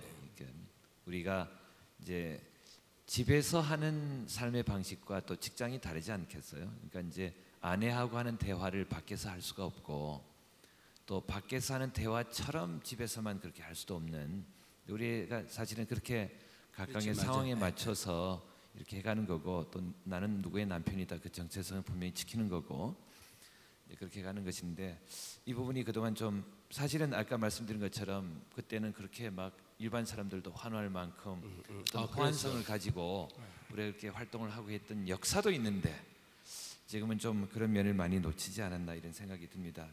그래서 이제 한 가지 또 좀 질문을 드리고 싶은 것이 이제 아까 구원 말씀하셨고 구조, 구출 뭐 그런 이제 표현을 해주셨는데 이 구원이라고 할 때 개인 구원과 사회 구원의 문제가 있죠. 그리고 꼭 구원이라고 하지 말고 내가 회심을 한 다음에 그러면 이 사회 변혁은 뭐 어떻게 해야 될 건가? 이제 이런 이제 문화가 이런 문제가 따라오지 않을 수가 없습니다. 이제 그리스도인들이 내가 하나님의 사람이 되었는데 그럼 아까는 이제 어떤 입장이었냐면은 다소 이렇게 좀 방어적인 입장, 내가 적응을 잘해야 되고 또 무리하지 않아야 되고. 근데 이번에는 그럼 그렇게 하면서 그런 태도를 견지하면서 그러니까 어떤 면에서 예의와 그 배려라는 것을 견지하면서 그럼 이 사회에서 어떻게 좀 좋은 문화를 만들어 갈 수 있을까? 이제 그런 이제 말씀을 좀 나눠야 되겠다는 생각이 듭니다.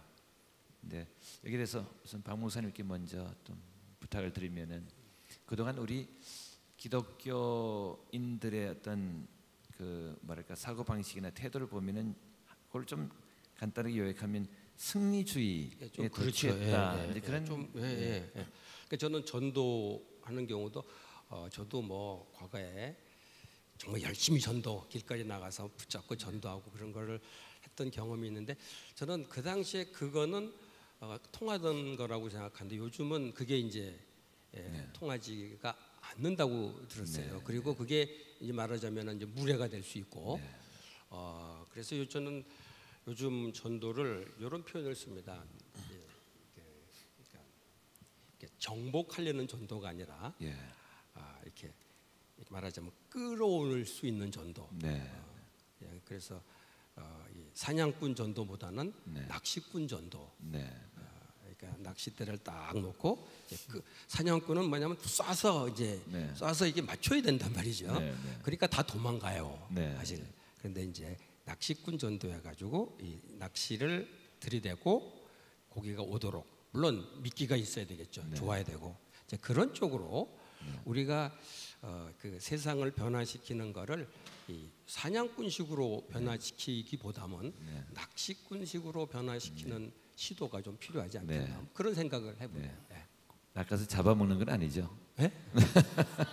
뭐 그거는 또 다른 문제가 되겠네요. 어쨌든 이제 그 예수님도 우리를 어부라고 비유하셨는데 그건 잡아먹자는 뜻은 아닌 것 같고 이렇게 사람들을 이렇게 불러들여서 우리와 같은 좋은 또 사람으로 만들자는 그런 주지라고 믿습니다. 참 좋은 그 비유를 해주시는 것 같아요. 그러니까 표적을 딱 정하고 맞추려고 하면은 도망가는데 그것이 아니라 그분들이 좋아하는 것을 제시하고 같이 나눌 수 있도록 이렇게. 그걸 좀 요즘에 그런 말을 하던데요. 교회가 능력은 가졌으나 매력을 잃어버렸다. 능력은 있는데 매력을 잃어버렸다. 근데 이제 다시 교회가 매력을 찾아야 되는 80년도 90년도는 교회가 매력이 있었기 때문에 젊은이들이 정말 교회에 이렇게 구름대처럼 몰려왔는데요. 다시 그 교회가 원래 갖고 있는 매력을 다시 회복해야 되지 않나. 이제 박무선 말씀 듣다 보니까 그런 생각이 듭니다. 이제 마지막이 되겠습니다. 이제 그래서 이 그리스도인으로서 사회에서 살아갈 때 사실은 이제 이 좀 갈등이 있어요. 뭐냐면은 어떤 분들은 비교적 그리스도인의 정체성에 초점을 맞추고 좀 그것을 강조하는 분이 있는가 하면은 또 어떤 분은 사회의 적응을 강조하면서 또 적응을 또 잘 하시는 분 있는데 한 사람이 이 양쪽 역할을 다 하기는 좀 어려운 것 같아요. 성경도 보면은 모르드게가 있고 에스더가 있는데 모르드게는 난 유대인이다 이렇게 선을 한 사람이고 근데 에스더한테는 너 유대인인 거 밝히지 마라. 때가 되면은 이렇게. 그래서 좀 익명성을 가지고 사회에 동화된 듯이 이렇게 그 안에서 살아가는 분이 있는가 하면은 또 나는 그리스도인이지 하고 이렇게 또 좀 그걸 강조하며 살아가는 분도 있는데 사실 이 두 쪽이 기독교 안에서 이 두 부류가 좀 불편해들 하시는 것 같아요. 이쪽 보기에 저쪽은 신앙을 버린 회색인 같고 저쪽 보기에 이쪽은 광신도 같고 쟤네들 때문에 문제가 많이 일어나. 근데 이쪽에서는 저건 뭐야 그리스도인들도 아닌 것들이 이렇게 해서 좀 이렇게 불편해하고 있는 것 같은데 근데 에스더서를 읽어보면은 이 두 쪽의 역할이 있는 것 같고 좀 뭔가 잘 교류를 하면은 정체성을 완전히 잃지 않고 사회에 대한 적응력도 어느 정도 가지면서 그 정도의 차이가 있는데 이 두 부류의 사람들이 잘 이렇게 갈 수 있는 그런 것이 있지 않겠나 싶기도 합니다. 뭐 예를 들어서 예배 사역자와 문화 사역자는 또 조금 자리가 다를 수 있고 예배 사역자는 분명히 주님을 선언하고 이렇게 해야 되는 사람 입장이고 문화 사역자는 또 그것을 문화 안에 녹여야 되는 입장이기 때문에 좀 다를 수가 있고 이런 것에 대해서 우리 심 교수님 좀 말씀해 주시면 감사하겠습니다.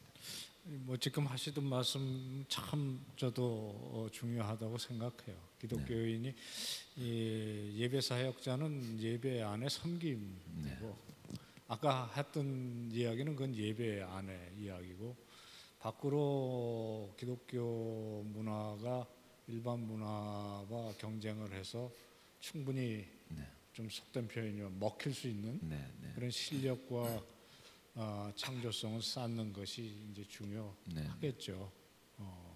그러려면 뭐 제일 중요한 거는 역시 실력입니다. 지금 에스더 얘기를 하셨는데 저는 뭐 몇 대째 저도 신앙인이고 또 주로 기독교 학교를 다녔고 하여튼 박사과정까지 이 기독교 학교였으니까 또 소위 개혁주의 칼빈주의 본산이라는 곳에 있어서 근데 한 지금 10년 전쯤에 문화 공부를 하던 그거는 문화 운동 끝자락에 이제 문화 공부를 제 자신이 해야 되겠다고 생각해서 학교를 휴직을 하고 미국의 일리노이 대학에 가 있었을 때 일인데요. 거기서 제 멘토 역할을 하고 저를 초청해주고 하셨던 분을 만났는데 이름도 크리스찬이에요. 이름이 클리포드 크리스찬스인데 천사예요. 저는 그 소위 세속 캠퍼스에서 그렇게 확고하게 기독교적인 원리를 가지고 살면서 존경을 받는 사람을 처음 봤어요. 최근에도 한국에 오셔서 이제 저희 KBS에도 이렇게 연결하고 그랬는데 제가 안 갔습니다. 일부러 언론학자로 보내기 위해서 언론학 교수와 같이 이렇게 보내드렸어요. 그리고 국민일보 인터뷰는 제가 가서 이제 이렇게 하고 왜냐하면 그분은 미디어 윤리에 관한 세계에서 최고예요. 근데 그분이 이제 대담을 하는 가운데 제가 묻기도 한 내용이 뭐냐면 어떻게 당신은 그렇게 확고한 그리스도인으로 미디어 윤리만큼 사실은 세속적인 도전이 강한 데가 없어요. 가장 좌파가 강한 이 미국에서 학문이 뭐냐면 커뮤니케이션이고 문화요, 컬처럴 스터디고 그렇습니다. 근데 거기서 실제로 제가 그 같이 한 3년 그 캠퍼스에 있으면서 그 연구소에 한 40명의 교수들을 늘 보는데 그 중에 3명이 레즈비언입니다. 그리고 그 사람들 차별할 수 없고, 근데 그분들도 그 사람에 대해서 굉장히 존경을 하세요. 이게 보면 알아요. 어떻게 그렇게 30년을 그 캠퍼스에서 그렇게 하실 수 있었느냐 비결을 물어보니까 당신이 하는 얘기 꼭 박목사님 하신 얘기. 자기는 모델이 셋이 있대. 첫째가 에스더고 사실 그분이 든 첫째 애는 요셉이었습니다. 또 하나가 다니엘이었어요. 그 다음에 에스더.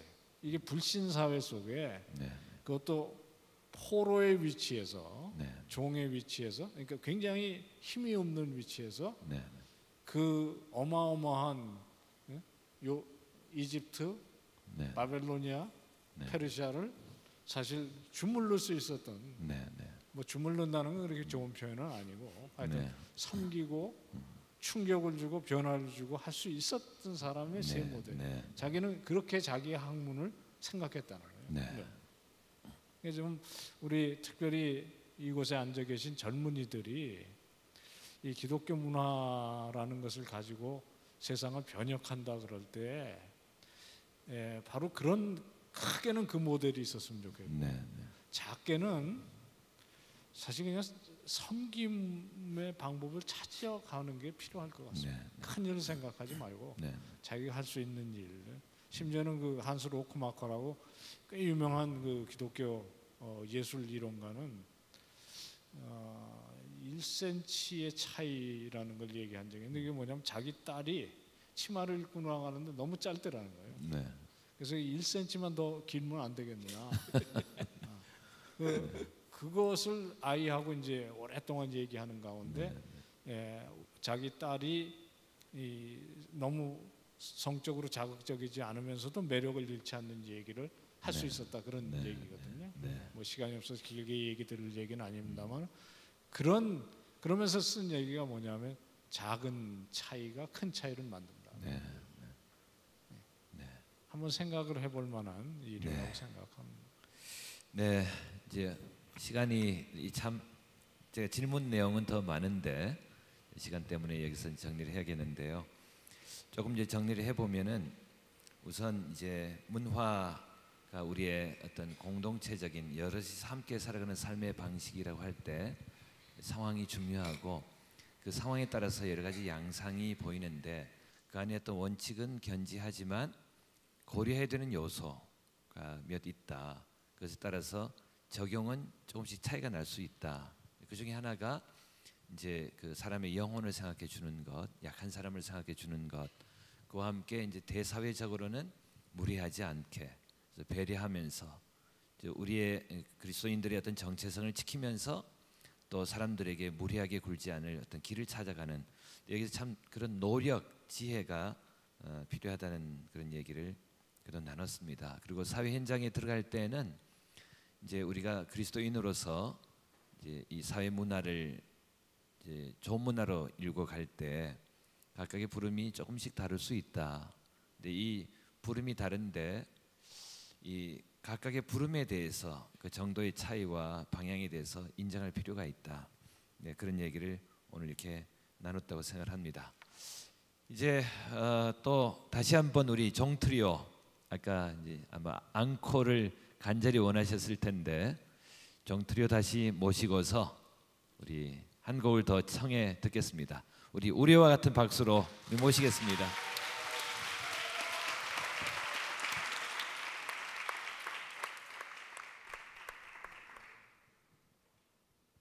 하나 둘. 네. 귀한 또 예배 프로그램 1박 2일의 시간들 통해서 너무 행복하죠? 네, 저 너무너무 행복합니다. 그래서 이 행복을 주님 앞에 한번 좀 표현해봤으면 좋겠어요. 제가 오 해피데이라는 곡을 연주할 텐데요. 제가 멜로디를 하면 여러분이 그 콰이어 파트를 해주시면 됩니다. 연습을 한번 해볼게요. 제가 색소폰으로.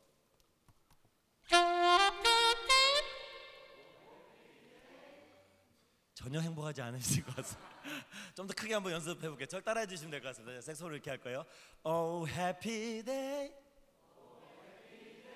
oh happy day,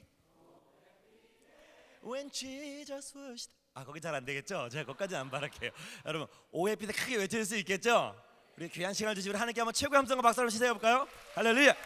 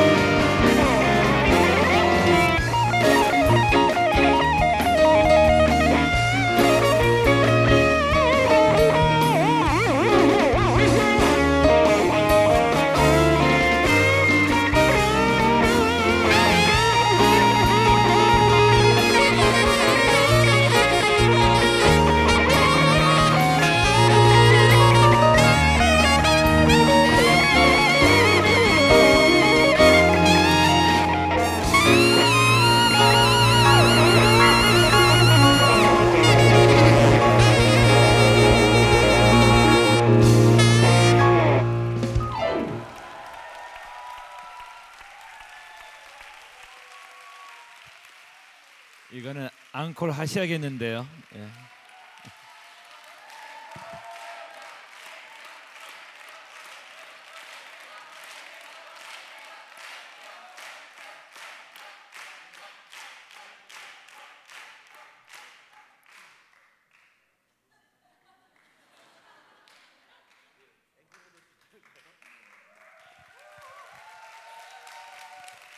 네. 네. 저희가 시간상 앵콜이 절대 없을 거라 생각하고 저희가 준비를 못 했었는데요. 어떤 걸로 할까요? 네.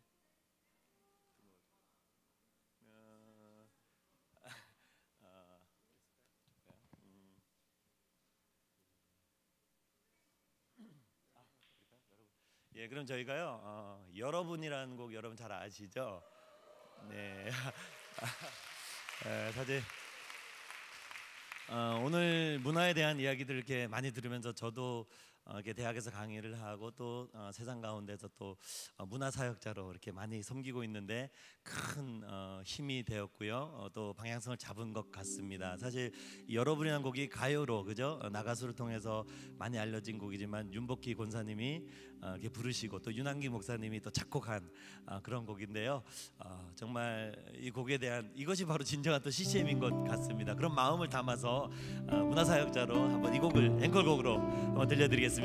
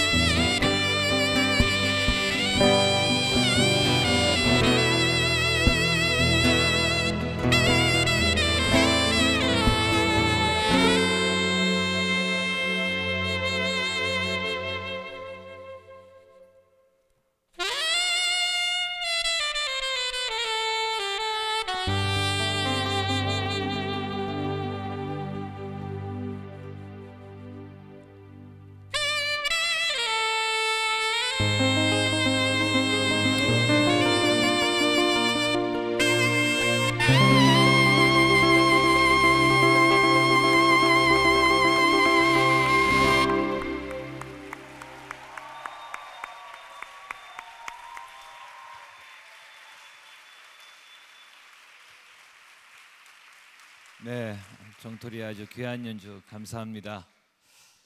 예, 이제 우리 마지막으로 우리 두 분께 여기 오신 분들에게 뭐랄까요, 좀 당부의 말씀이라고 할까, 이제 마지막으로 한 마디씩 좀 해주셨으면 좋겠습니다. 우리 박 목사님께서도 먼저.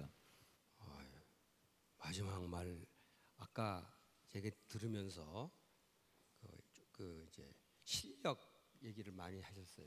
저는 직장에서도 문화사역 마찬가지일 거라고 생각하는데, 직장에서 요즘 직원들한테 실력 그리고 성품 두 가지를 가지고 세상에 나가는 게 좋겠다, 그런 얘기를 하는데, 이 예배 사역하는 분들에게도 저는 이 두 가지가 공이 필요하지 않을까. 어쨌든 그 영역에서 자기가 실력이 있어야 되고, 그러나 세상을 향해서 그리스도를 드러내기 위해서는 역시 그리스도인의 성품으로 나갔으면 좋겠다. 뭐 그런 생각. 성품과 실력. 감사합니다. 또 신 교수님께서 또 말씀해 주셨으면 좋겠습니다. 저 오늘 뭐 한 얘기 가운데 그 예의 발음이라는 것도 있지만, 그 예의 발음이 이제 무례함에 대한 반대이기도 하지만 의기소침하고 그런 거는 아닙니다. 그러니까 뭐 우리 특별히 젊은 우리 여러분들 경우에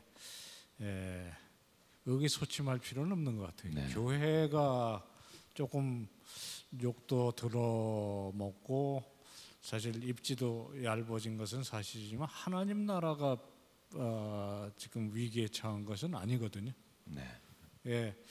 소망을 높이 두는 것은 필요하고요. 성경의 메시지의 가장 핵심 중에 하나는 소망이라고 생각합니다. 그러니까 여러분들이 지금 꿈꾸시는 것이 무엇이든지 그것이 하나님 나라의 일이면 교회의 현실과는 상관없이 의기소침할 필요는 없다. 그러기 위해서는 특별히 지금 말씀하셨던 실력을 갖추고 그리고 그것을 가지고 섬김으로 그것이 교회 안에서 섬김이 훈련되고 그것이 이제 또 밖으로 나가서 넓은 세상에 섬김이 되면, 그게 때가 되면은 하나님께서 빛과 소금으로 쓰시기도 하시고 또 더 큰 일도 이루시는 것이 아닌가, 그렇게 생각을 합니다. 네, 감사합니다. 자, 우리 다시 한번 좀 어깨를 펴고 하나님이 우리와 함께 하신다라는 그런 믿음을 가지고 나아가서, 저는 그 책 제목이 Uncommon Decency인데, 저는 몇 년 동안 decent라고 하는 형용사가 자꾸 이렇게 마음에 메아리에 칩니다. 왜냐하면 이게 참 이 번역이 쉬운 건 아닌데, 뭐 제가 이해하는 내용이 이렇게, 그냥 좀 사람이 사람답게 존중받고 가치 있는 어떤 태도를 견지하는 것, 또 그렇게 취급을 당하고 또 취급하는 것, 그런 사람이 사람답게 좋은 의미에서, 그런 의미에서 우리 함께 좀 뭐랄까 가슴을 피면서 또 하나님의 나라에 대한 기대와 소망을 가지고 이렇게 하루하루를 살았으면 좋겠습니다. 또다시 참 이 사회 안에 좋은 그런 기독교 문화가 꼽히고, 또 이 세상 안에 또 많은 그리스도인들이 빛과 소금으로 살아가기 때문에 또 우리 사회가 건강하게 되고 또 이렇게 잘 세워지는 그런 날이 오기를 바라면서 오늘 이 토크 콘서트 마치도록 하겠습니다. 다시 한번 우리 대담에 소개해 주신 우리 방성희 목사님, 신경 교수님 감사합니다. 또 여러분들 감사합니다. 이것으로 마치겠습니다.